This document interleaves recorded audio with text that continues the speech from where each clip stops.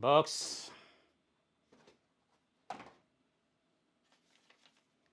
user manual,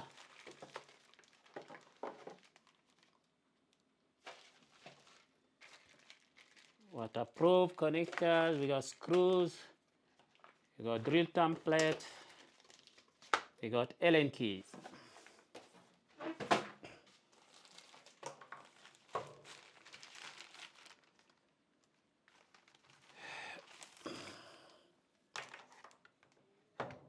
This is the camera itself.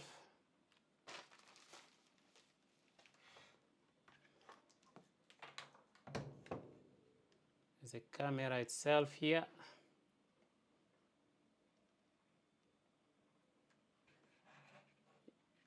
It's got speaker here. It's got reset button and SD card, micro SD card. So when you open, you can reset it if you forgot the password. And inside, you can insert a micro SD card. This camera got double microphone,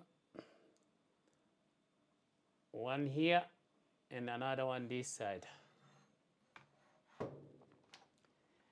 Here we got a network port, we got the power if you don't have a PoE switch. Here you can connect a alarm, siren. You can connect also speakers here.